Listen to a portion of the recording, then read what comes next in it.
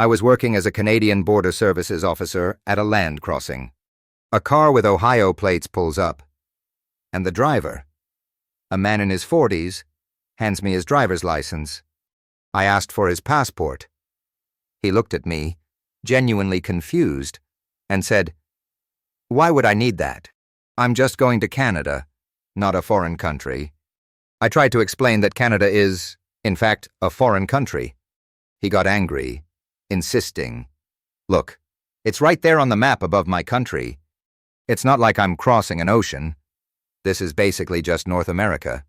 My license should be enough." He had to be turned away, and he spent 5 minutes arguing that we were violating his rights as an American.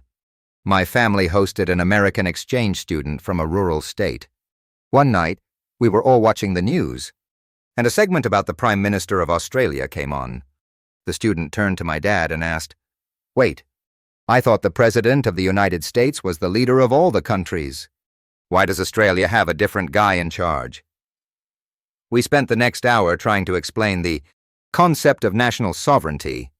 He just couldn't grasp that the U.S. President's authority ends at the U.S. border. He thought other leaders were like state governors, who ultimately reported to Washington, D.C. I was a barista in a small cafe in Vienna, Austria. An American couple came in and the man ordered a coffee. I replied in English, "Of course. How would you like it?"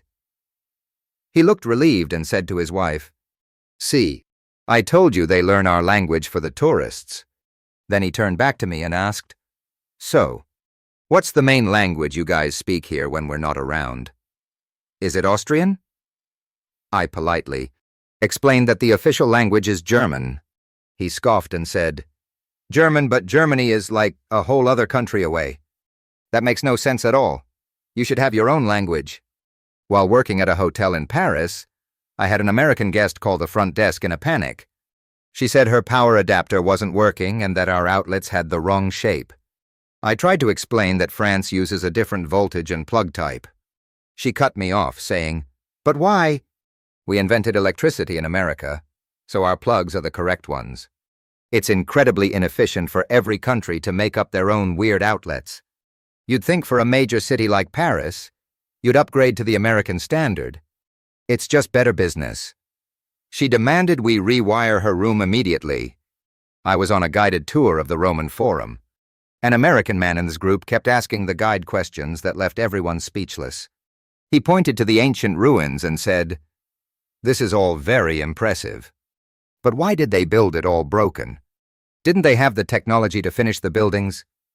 The guide, a patient Italian historian, tried to explain that these structures were thousands of years old and had fallen into ruin over time. The American shook his head and muttered to his son, "See, this is what happens when you don't have good American construction standards." My friend is a flight attendant. On a flight to Sydney, Australia in the middle of December, an American passenger called her over. He pointed out the window and said, "Excuse me, the in-flight map says it's summer in Australia right now, but my calendar says it's December, which is winter. Is your map broken?" My friend explained the concept of the southern hemisphere and opposite seasons. The man argued with her for several minutes, insisting that December is universally winter. He concluded, "Someone is lying, and I'm pretty sure it's the airline." I was managing a bookstore in London. An American student came to the counter with a copy of George Orwell's 1984. He asked me, "Is this book in English?" I looked at the cover, then back at him, and said, "Yes." George Orwell was an English author. He replied, "Okay, but is it, like, American English? I don't want to have to translate all the weird words like lorry or flat. Can't you guys just publish a version that's been properly translated for us? It would sell, so much better." He was completely serious about needing a translation from English to English. I met an American couple while hiking in the Swiss Alps. They were amazed by the scenery. The woman asked me, "Who owns these mountains? Is it a private company?" I explained that they are. Natural formations, part of the country. She then asked, "So who is in charge of turning on the waterfalls every morning? It must be a very difficult job to get the timing right. Do they turn them off at night to save water?" I just stared at her. unsure how to explain that waterfalls are not in fact operated by a switch. A dialogue I witnessed it at a currency exchange in Tokyo. American tourist, I need to get some Japanese money. Clerk, of course, sir. How much US dollar would you like to exchange for Japanese yen? Tourist, why is it called yen? Why not just the Japanese dollar? It would be so much less confusing. And why is the exchange rate so weird? $1 should equal one of whatever you call it. It's just simpler. You guys should really fix that. The clerk just smiled and nodded, but his eyes screamed for help. I was working at a tech support call center. A man from the US called in, complaining that his new laptop, which he had brought with him on vacation to Italy, couldn't connect to the internet. After some troubleshooting, I realized he was trying to connect to his home Wi-Fi network from his house in Arizona. I explained that Wi-Fi has a limited range. He became irate. What do you mean it's the World Wide Web? It should be everywhere. Are you telling me my Wi-Fi doesn't work in the whole world? This is false advertising. An American tourist walked into the pub I work at in Dublin and ordered an Irish car bomb. My manager, a very large and very patient man, went over to his table. He explained, "Sir, given the history of this country and the meaning behind those words, we don't use that name here. I can get you a half pint of stout with a shot of whiskey and cream on the side." The tourist rolled his eyes and said, "Oh my God, you people are so sensitive. It's just a drink name. It's not my fault your history is so depressing. Just make the drink." He was promptly asked to leave. I was a teaching assistant for a world geography class at a US university. During a lesson on Africa, a student raised her hand. She asked, "I'm a little confused. Is Africa a country or a continent? Because I hear about all these different places like Nigeria and Egypt, but then people just say Africa like it's one big place. Which one is it?" When I confirmed it was a continent with 54 countries, she looked shocked and said, "Wow, they should really advertise that more. It's very confusing for us." While visiting the Louvre, I saw an American family standing in front of the Mona Lisa. The father was squinting at it and said, "It's so small. I don't get the hype." His teenage daughter then added, "And why isn't she smiling more? She looks kind of bored. If I was getting my picture painted, I'd at least try to look happy. It's like she has no personality."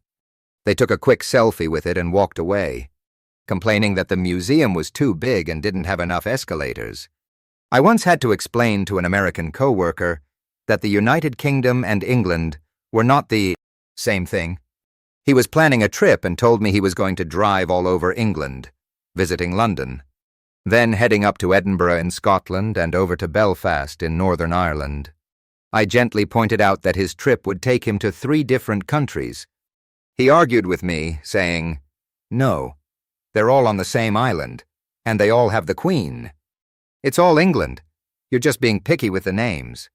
An American tourist in my hometown of Florence, Italy, stopped me on the street and asked where he could find the best deep dish pizza. I explained that deep dish pizza is an American style, specifically from Chicago, and that in Italy, we have our own traditional styles. He looked genuinely disappointed and said, "But you guys invented pizza. How can you not have the best version of it? It's like you stopped trying to improve it. That's a real shame." He then asked if I knew where the nearest Domino's was. I was on a boat tour of Halong Bay in Vietnam. An American woman on the tour was talking to our guide. She said, "This is all very beautiful, but it's a little underdeveloped. You know, in America, we would have built a big resort on one of these islands, with a golf course and a water park. You guys are sitting on a gold mine and not taking advantage of it. You should really think about commercializing this more." The guide, whose family had lived in the area for generations, just gave a sad smile. My cousin married an American and moved to Texas. When we visited her, her husband took us to a gun range. He was trying to explain gun culture to us and said, with a straight face, "The reason we need guns is because we're the only truly free country. In Europe, you guys gave up your guns, and now you're all oppressed by your governments. We have them to make sure our government never gets too powerful." He couldn't understand that we felt perfectly free without needing a personal arsenal. I worked in a hotel in Iceland during the winter.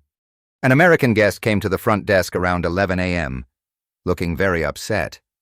He complained, "The sun isn't up yet. It's almost noon. Is there something wrong with it today?" I had to explain the concept of the polar night and how, due to the Earth's tilt, the sun barely rises in winter this far north. He looked at me with suspicion and said, "That doesn't sound right. The sun comes up every morning at the same time everywhere." An American I met while backpacking was convinced that soccer football was a new sport that was only becoming popular because of American influence. He said, "It's cool that the rest of the world is finally getting into soccer. We've been playing it in schools for years, and now with our pro league, it's really taking off globally.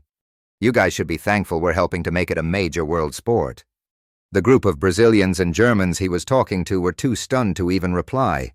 I was on a train from Brussels to Amsterdam. An American sitting next to me was looking at a map. He turned to me and said, "It's so weird how close all these countries are. In the US, you can drive for 12 hours and still be in the same state. Here, you drive for 2 hours and you've gone through 3 countries. Don't you guys get nervous being so close to each other all the time? What if you accidentally cross the border? It seems really stressful."